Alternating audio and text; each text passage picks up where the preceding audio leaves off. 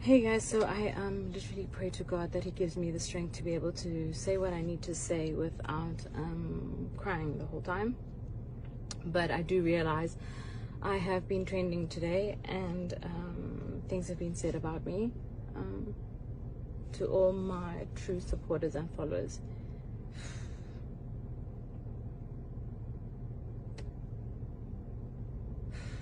I honestly feel like you guys know the core and the essence of what I am, so I would be doing myself a disservice by not saying something.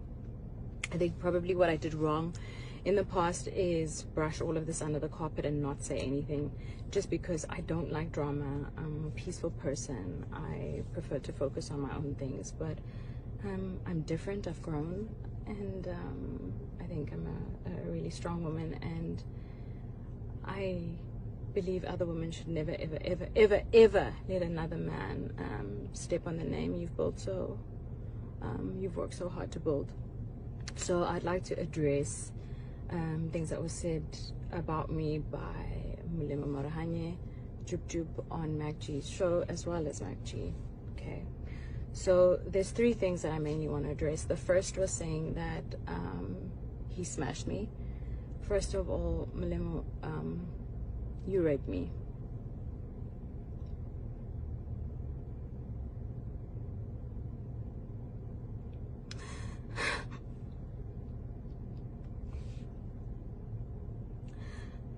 I was raped for 2 years solidly.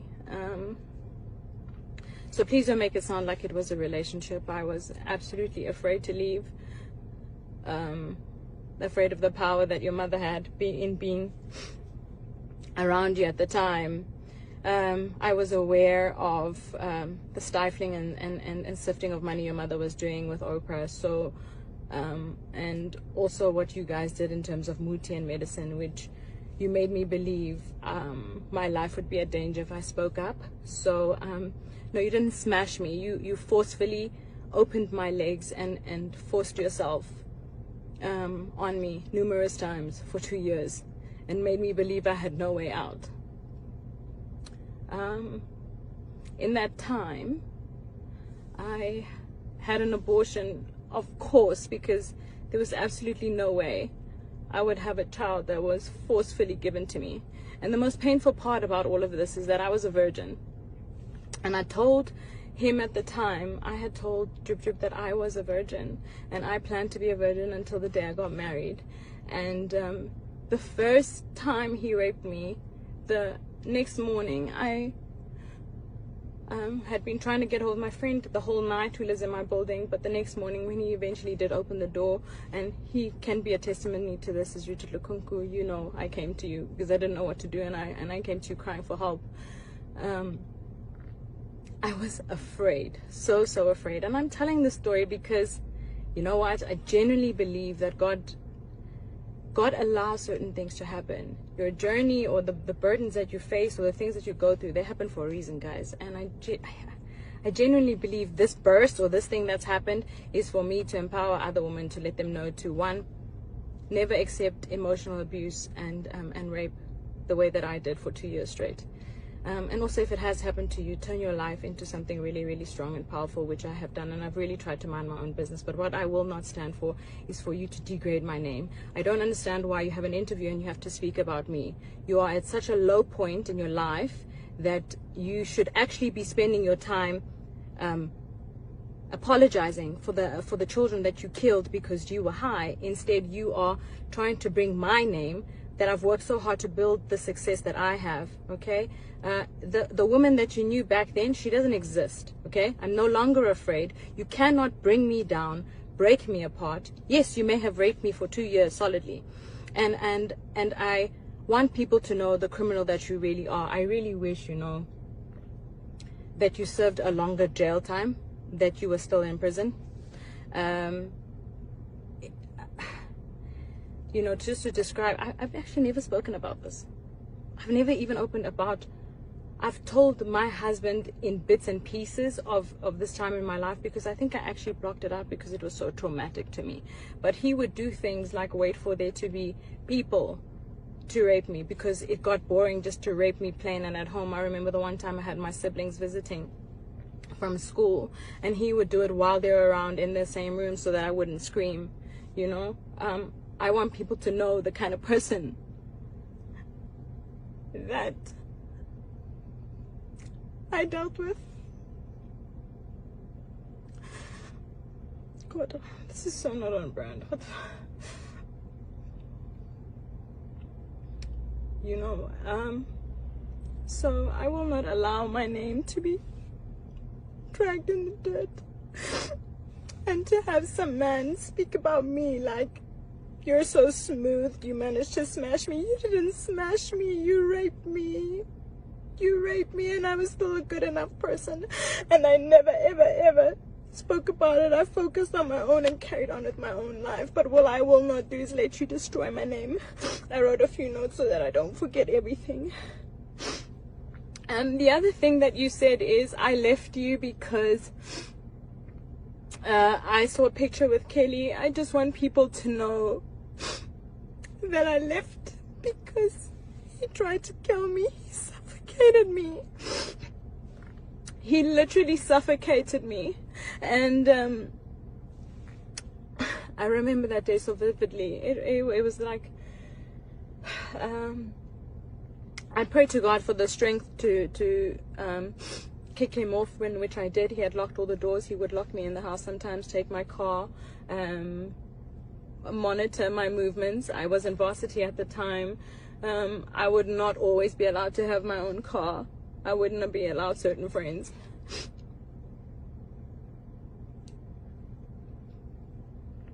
My friend Lusanda, who was the only friend who was allowed in my life at the time. Lou, you know what happened to me. You've seen it happen over all those years. So, it's not true. I didn't leave because I saw a picture. I left because he tried to kill me. And I was always afraid to leave because of the threats that were made. But at that moment where he tried to kill me, I knew that the very thing I was afraid of, which was dying, I knew was meant to happen that day. So I actually got away. And when I got away, I went to the police station to try and open a case of abuse and rape and attempted murder. And the police officer said to me to go home and think about my decision, because she is so sick and tired of women coming to report their boyfriends and husbands only having to take them back after all the abuse. So I just wish I had more information about how to get out and how to deal with rape and what it is that you should do when it happens to you. But in the beginning stages when it happened to me, I would reach out to my friends and they didn't do anything. One of my friends still calls me and says he regrets not helping me. I mean, the first time it happened, he literally gave me a Christian book to read and we prayed. But that's what I did. So try to find my strength. Anyway, so that was the real reason I left. I left because my life was in danger, and I tried to open a court case. I tried to open a case against him, and our police system failed me. The lady sent me home because she says that women always go back to gender-based violence. I don't speak about these things publicly, but if you know me and you follow me, you will know that with my skincare business, during Women's Month, we donated money to Future Females to help build homes for gender-based violence for women.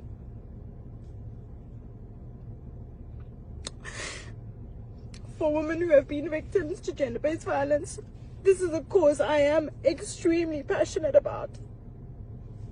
And it's enough. My name will not be destroyed by a man ever again. The other thing that I would like to address, sorry, my phone cut, is saying that I specifically came to visit Mulemo in prison on some personal visit. All right, so DJ Spoo, actually, I do a lot of charity work. DJ Spoo called me and said, would I be keen to do some charity work? There are some prisoners in the cells who have decided to change their lives around, who have been studying, and they're having a graduation. So I actually went there for a charity event. I had no idea that Molemo was one of the criminals locked up in that very prison. I had no idea he would be there. I had no idea there would be media there. I went there for a charity event, and in fear, I panicked. He asked for a photo. I took the photo and did my best to smile. But I did not go there to visit him. So, speaking in public, telling people that I came there to come and have a personal visit is not true. The other thing I want to say is, one of his close friends had reached out to me because there was a funeral, and he said to me, Amanda, hey, we haven't heard from you in a long time. You know, what happened to you? And I said, well, you know, to be blatantly honest, your friend has been raping me. I endured rape for 2 years, so I don't ever want to see him again. And he said, why didn't you say something? Because we've had so many out-of-court settlements for him doing similar things to different women. So, Mac G, Molemo, Marahanyo, Jub, both of you, for the fact that you, especially Mac G, you find gratification of not verifying facts for your own personal gain and financial standing, when you could potentially be destroying people emotionally, not knowing what they have been through. I urge any woman who have been abused, raped by both Magji or Molemo to come forward. And Kelly Kumala, I just want to say, I believe you. And I think you're an incredible mom. I don't need to know the details because I endured the trauma myself. And I know you probably fought to be alive too. So, you know, any woman who've endured any abuse from Magji, from Molemo Jub, because I genuinely believe that it takes an abuser and someone who condones gender-based violence to have been able to conduct an interview like this and to speak of women in such a manner. It is 2021, guys. It is not okay anymore.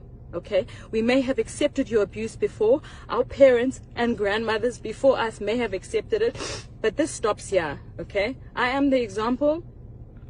If there's any of those women who have been abused by these men, I urge you to please DM me, come forward, and we will fight them together, because I'm not afraid anymore. Okay, and evidently they're using my name in their interviews for relevance, because I'm quietly focusing on my career, which is very successful at that. God has been so good and gracious to me, but I also believe that God would have not allowed these things to happen to me if there wasn't a purpose and a reason for it. Okay, so if you've gone through this by these men, please reach out to me and we'll fight them. We have a very big problem of gender-based violence in this country, and I think that the change will only start if we start to speak up. It needs to stop, guys. It's not okay. And you need to know that if you have been a victim of this and this has happened to you, you have not done anything wrong.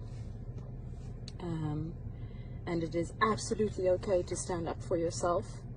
And it doesn't matter what anybody thinks. And don't worry. My biggest thing was, would people believe me? And that was my biggest thing.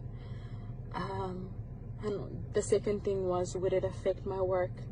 You know, as a female, I genuinely believe we're always fighting double time against the opportunities that men have. So I didn't want to create any problems for myself. I just wanted to make sure that I was successful at all costs. And although that's what I may have wanted, I realized that putting this, I literally stored this under a rug and I hoped that I would forget about it, but I never dealt with it. And listening to a podcast like that, having it played back to me, I cannot believe that somebody would fabricate that amount of lies Malemo, I don't know. Obviously, I know why. This is for clout. Here's my attention. You wanted my attention. You got it. But this time, you're getting my attention, and I'm fighting for every single person who has been abused, harassed, and raped. It stops here. It stops now. You no longer have to accept this. And MacG, you will no longer use a female's name for your financial gain. Your publicity of your podcast is not more important than the safety of our women. Okay, the change starts with us. If we don't protect our women, which you two have both done a terrible job at doing, I'm going to change that narrative. Okay, it stops here. It stops now. I'm actually really proud of myself for speaking up about this and telling my story. For years, I was traumatized. I remember literal flashbacks of my younger sister and I literally running away from the house because we were afraid. We were afraid of what would happen to us. And now I'm in such a position where I'm empowered, I'm strong, and I know that God is in control. I'm not afraid of you. And it's wrong what you did. You took the virginity of a woman who was saving herself for marriage. Not once, but you continuously raped me for 2 years. My spirit almost died. I almost died. I tried to kill myself twice because of what you did. But you know what? I'm so grateful. I don't regret anything that has happened to me. I think I've come out stronger. A lot of people ask me how come I'm able to keep going that much more, why it is I'm so resilient and so strong. And this is it. This is the proof. When you've gone through so much and you still choose to overcome, like, I'm in a place where I'm fearless. I'm not afraid of you, okay? And I will take you up to court legally for defamation of character, both MacG and Troop Troop. It is not okay for you to drag my name in the dirt, that you guys need to be relevant for whatever reasons in your career, okay? I will meet you in court, and any women who have been harassed, raped, and abused by these two men, I have your back. Kelly, this is including you. If you guys needed just a little bit of more support to fight these people, I got you. It stops here. This is rubbish, okay? The change starts with us, and we are the change. I love you guys so much. Really. All of you that have been such an important part of my journey and my career, and it's been an amazing opportunity to grow with you, and I think it's important that I share this with you. So yeah, I'm standing for change, and I will fight this, and you will not drag my name that I've worked so hard to build.